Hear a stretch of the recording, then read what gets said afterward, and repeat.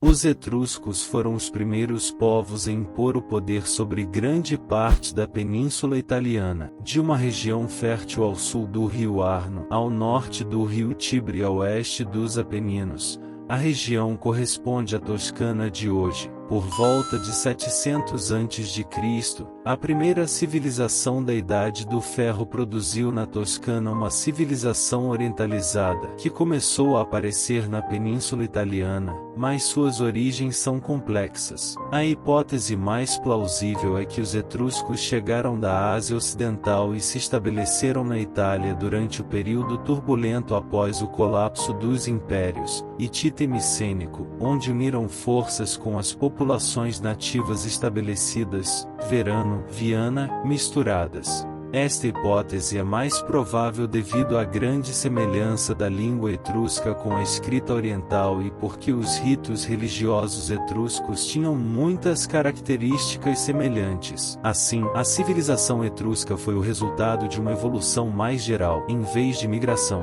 Por volta do século VIII a.C., esses habitantes da Toscana estavam reunidos em uma série de centros urbanos, construindo suas cidades de acordo com um plano regular e aproveitando as características topográficas. No norte, as cidades subsistiam da agricultura, eram proficientes em metalurgia e exploravam o bronze e o minério de ferro encontrados em Elba e áreas próximas à Península Italiana. No sul, outro grupo de cidades, também dependentes da agricultura, participava ativamente do comércio internacional, importando grandes quantidades de vasos gregos e outros produtos artísticos, e exportando bronze, cuja cerâmica negra era de alta qualidade. Os etruscos são muito parecidos com a Grécia e sua cultura. Com a ascensão dos reis etruscos, a transformação de Roma em cidade centralizada produziu importantes mudanças sociais, como o surgimento dos príncipes armados, ancestrais das legiões romanas. Os reis etruscos também foram responsáveis por criar um novo sistema na estrutura social, em que os cidadãos eram classificados de acordo com sua riqueza, tornando-os elegíveis para tarefas militares. Assim, pertencer à classe militar tornou-se não apenas um critério de cidadania, mas também de direitos políticos. Como resultado, foi formado um novo parlamento, que se tornou o órgão básico para discutir abertamente questões de governo, aprovar leis e eleger magistrados. Esta reforma foi atribuída a Sérvio Túlio, 578 a.C. a 535 a.C.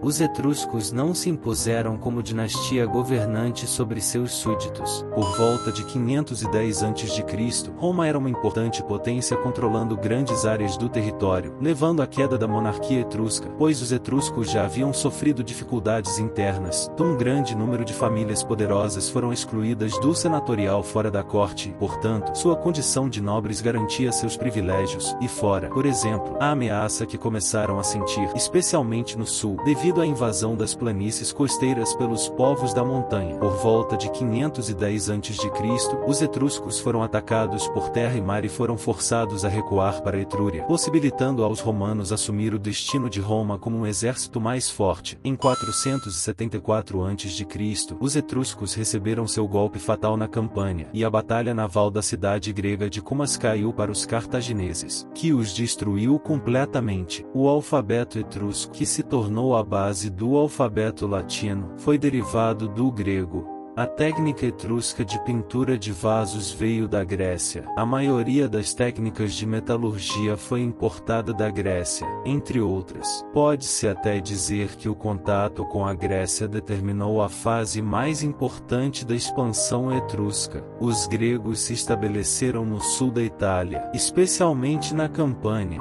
e nas áreas ao redor de Nápoles e Cume. O Império Etrusco estava no auge nos séculos 7, 6 e 5 a.C., estendendo-se do Po à Campânia. A marinha etrusca era uma formidável rival das marinhas grega e cartaginesa, ocupando o Lácio e a Campânia no século 6 a.C. e a planície do Po no século 5 a.C.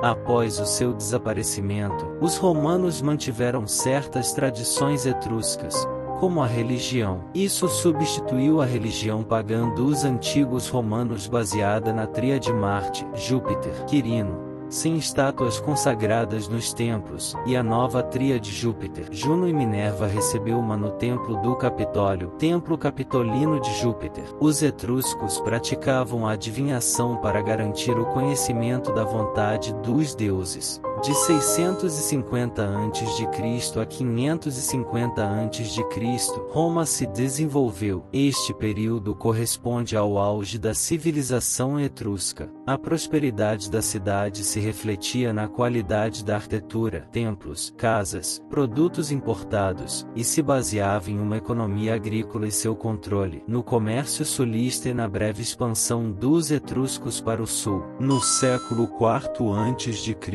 com a chegada dos celtas, os etruscos acabaram por perder a planície do Pó, iniciando assim o seu rápido declínio, até cair sob o golpe romano no século II a.C., perdendo a independência. Acabaram por fazer parte de uma das 11 regiões romanas fundadas por Augusto. Muito do sucesso de Roma deveu-se à sua localização, porque estava longe do mar e assim escapou de ataques de piratas, e porque controlava o curso do Tibre, o principal rio da Itália Central. Assim, não apenas controla as mercadorias e o tráfego do norte ao sul da Itália, mas também controla o comércio ao longo do rio Tibre e as estradas que o circundam. Ao mesmo tempo, tinha um porto muito importante de Ostia, através do qual se fazia o comércio com todo o Mediterrâneo. Os etruscos foram grandes engenheiros, e acredita-se que tenham drenado a área central de Roma. O Fórum, o local que foi usado para sepultamento até agora, foi pavimentado e os primeiros edifícios públicos foram construídos lá, transformando Roma de um aglomerado de aldeias em uma cidade. A grande família etrusca que se estabeleceu em Roma foi uma força importante na expansão etrusca e assimilada pela população local, fazendo parte dessa classe dominante, dotando Roma de 3 reis, incluindo Tarquínio Prisco, Sérvio Túlio e Tarquínio, 625-510 a.C.